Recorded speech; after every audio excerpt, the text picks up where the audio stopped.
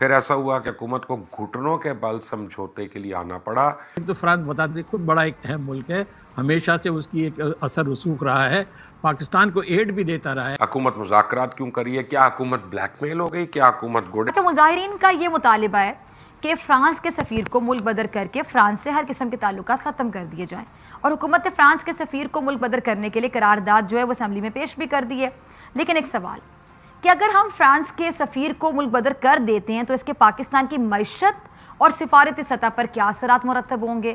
France یورپی union کا ایک اہم رکن ہے، France U N security council کا بھی مستقل ممبر ہے، اور پاکستان کی مجموعی ایکسپورٹس میں ٹیکسٹائل سیکٹر کا اہم حصہ ہے، اور اس حصے میں سے ایک بڑا شیئر یورپ ایکسپورٹس کا ہے۔ اب یورپی یونین نے پاکستان جو جی ایس پی پلس ہے اس کو بھی ایک سٹیٹس دے رکھا ہے، اور یورپی ممالک کا پوری دنیا میں ایک اہم مقام بھی ہے، اور پاکستان کیا ان ممالک سے اپنے تعلقات خراب کرنا برداشت کر سکتا ہے؟ فرانس کو آپ بڑے اچھے طریقے سے سمجھتے ہیں کیونکہ آپ بطور سفیر رہ چکے ہیں اور پاکستان کے لیے خدمات انجام دے چکے ہیں۔ اب یہ جو معاملہ جس طرف جا رہا ہے فرانس کے سفیر کو ملک بدر کرنے اور تعلقات ختم کرنے سے، آپ کو لگتا ہے کہ سفارتی سطح پر پاکستان کے لیے ایک بہت بڑا چیلنج ہوگا؟ یقیناً بہت بڑا چیلنج ہوگا، بلکہ اس کے خاصے منفی نتائج ہوں گے جو کہ بڑے عرصے تک پاکستان کو بری طرح اس پہ اثر انداز ہوں گے۔ اس لیے ویسے بھی دیکھیے خارجہ پالیسی کے فیصلے جو ہیں سوچ سمجھ کے کیے جاتے ہیں، جذبات میں بہہ کے نہیں کیے جاتے۔ اور دوسری ایک سوال ایک اصول کا بھی ہے کہ کیا فیصلہ ہماری حکومت یا پارلیمنٹ کرے گی، یا ایک گروپ جو کہ جلاؤ گراؤ کر کے دباؤ ڈال کے حکومت کو مجبور کر رہا ہے کہ خارجہ پالیسی کا فیصلہ اس کی مرضی کے مطابق کیا جائے۔ اگر آج آپ ان کی یہ بات مان لیتے ہیں تو آئندہ وہ کسی اور ایشو پہ آن کے جلاؤ گراؤ کر کے حکومت کو مجبور کریں گے، گویا کہ جو پارلیمنٹ کا ساورن رائٹ ہے، حکومت کا ساورن رائٹ ہے خارجہ پالیسی میں اور دیگر معاملات میں فیصلے کرنے کا، وہ ان سے چھین کر ایک موب کو دے دیا گیا جو جلاؤ گراؤ کر کے اپنی منمانی کرنا چاہتا ہے۔ تو یہ بالکل ناقابل قبول ہے۔ ایک ماڈرن اسٹیٹ میں یہ تصور بھی نہیں کیا جا سکتا کہ ایسا کیا جائے گا۔ تو نمبر ایک تو بات میں کہوں گا کہ اصول پہ آپ چلیے، اور اس قسم کی جو چیزیں ہیں ان سے ہمیں جتنا دور رہ سکتے ہیں وہ ہمارے قومی مفاد میں ہوگا۔ دوسری چیز آپ ذکر کر چکی ہیں کہ فرانس ایک بڑا اہم ملک ہے۔ یقیناً ان کے صدر نے جو اسلام کے بارے میں بیان دیا تھا، رسول کریم کے بارے میں انہوں نے نہیں کہا تھا، انہوں نے اسلام کے بارے میں کوئی بات کہی تھی جو ہمیں ناگوار گزری۔ یقیناً اسلاموفوبیا ایک فینومینن بنا ہے جس کی ہم شدید مذمت کرتے ہیں، اور جو کوئی گستاخی رسول کی بات ہوتی ہے اس پہ تو کوئی کمپرومائز ہوتا ہی نہیں، ہم اس پہ بالکل ایک سختی کے ساتھ اس پہ ہم کاربند ہیں۔ لیکن سوال یہ کیا ہم ایک اکیلا اسلامی ملک ہیں دنیا میں، یا 50-60 اور بھی اسلامی ملک ہیں؟ کیا ایران میں اس قسم کے مظاہرے ہو رہے ہیں؟ کیا سعودی عرب میں ایسے مظاہرے ہو رہے ہیں؟ ایک لے دے کے صرف پاکستان کے اندر یہ ہو رہا ہے۔ اور بھلا آپ دیکھیے کہ ان سے آپ یہ کہہ سکتے ہیں کہ فرانس سے کہو کہ معذرت کرے یا اس قسم کی بات کرے، وہ کہتے ہیں نہیں، فرانس کے ساتھ تعلقات ختم کر لو۔ اس کا نتیجہ کیا ہے؟ ایک تو فرانس بتاتے خود بڑا ایک اہم ملک ہے، ہمیشہ سے اس کی ایک اثر رسوخ رہا ہے، پاکستان کو ایڈ بھی دیتا رہا ہے، پاکستان کا بڑا بائر ہے۔ تو پہلے تو آپ فرانس کی اہمیت کے خلاف ایک بات کر رہے ہیں، دوسرے فرانس ای یو کا ممبر ہونے کی حیثیت سے وہاں پہ بھی بڑا اثر رسوخ رکھتا ہے، بلکہ ای یو بنائی جو ہے اس کے جو بنانے والوں میں فرانس شامل ہے۔ تو گویا آپ ای یو کے ساتھ اپنے تعلقات کو خطرے میں ڈال رہے ہیں۔ تو یہ ساری چیزیں جو ہیں میرے خیال میں بالکل ہی ناقابل قبول ہیں۔ جو کچھ بھی حکومت اس میں فیصلہ کرتی ہے، امید ہے کہ قومی مفاد کو دیکھ کے کیا جائے گا اور اصولوں پہ کیا جائے گا۔ اگر آپ نے کمپرومائز کر لیا، اس قسم کے موب نے پریشر ڈالا کہ یہ فیصلہ کرو اور یہ پالیسی بناؤ، تو پھر آپ نے ایک خطرناک روایت قائم کر دیں گے، آئندہ بھی جا کے ملک کو بڑا شدید نقصان اٹھانا پڑے گا۔ ٹھیک ہے جی، آپ کی طرف آنا چاہوں گی میں فاروق سلیم صاحب۔ آپ نے سنا شاہد امین صاحب کو بھی، اب پاکستانی معیشت کا یورپ سے اہم تعلق ہے، اور اگر فرانس اور یورپی ممالک سے تعلقات خراب ہو جاتے ہیں، صورت میں پاکستان کی معیشت پر، اکانومی پہ کیا اثرات ہوں گے؟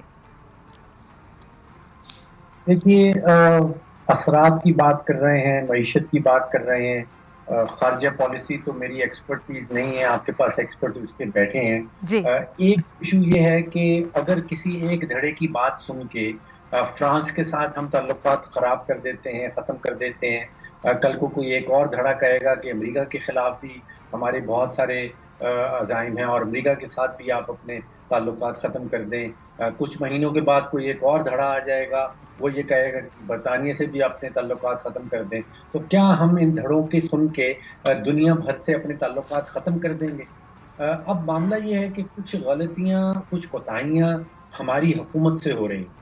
دیکھیے, نومبر کے مہینے میں سوچے سمجھے منصوبے کے تحت ہمیں نیگوشیٹ کرنا چاہیے تھا ایک پارٹی کے ساتھ, جبکہ ان کے ساتھ حکومت خود معاہدہ کر بیٹھتی ہے کہ ہاں ہم یہ چیز آپ سے اگری کر رہے ہیں, اور پھر جب وہ باہر نکلتے ہیں اور ہمارا کہنا یہ ہوتا ہے کہ جی وہ یہ کہتے ہیں کہ آپ معاہدے کی خلاف ورزی کر رہے ہیں. تو مجھے یہاں پہ نظر یہ آ رہا ہے کہ چاہے وہ معاشی میدان ہو, چاہے وہ انٹرنل پالیسی کے حوالے سے ہو, چاہے وہ خارجہ پالیسی کے حوالے سے ہو, حکومت کے پاس کوئی کریڈیبل قسم کی, کوئی ٹھوس قسم کی ٹیم ایگزسٹ نہیں کرتی. کچھ چیزیں جس میں آپ کو میں کلٹر ہٹاؤں. حکومت کتنے دن سے کہہ رہی تھی کہ جی ہم بلیک میل نہیں ہوں گے, اور کلیم کر رہے تھے وزیر اعظم نے اس مسئلے سے نپٹنے کے لیے ایک اپنی حکمت عملی پیش کی کہ ہم کس طرح امت مسلمہ کو اکٹھا کرتے ہیں, ہم اس کو لیڈ کریں گے, اس کے اوپر انٹرنیشنلی ہم یہ پریشر ڈالیں گے. وزیر نعرے بازی کرتے رہے کہ نہ کیس ختم ہوں گے نہ کسی قسم کا سمجھوتا ہوگا. پھر ایسا ہوا کہ حکومت کو گھٹنوں کے بل سمجھوتے کے لیے آنا پڑا, ان سے ڈائریکٹ اپروچ نہیں ہو رہا. تو 9 علماء دین کو ایک ثالثی کمیٹی کے طور پہ, اراکین کے طور پہ لے کے گئے, اور ان کی موجودگی میں جو ہے نا پھر وہ میٹنگ ہوئی. کل عدم اور دہشت گرد تنظیم سے تو مذاکرات نہیں ہوتے.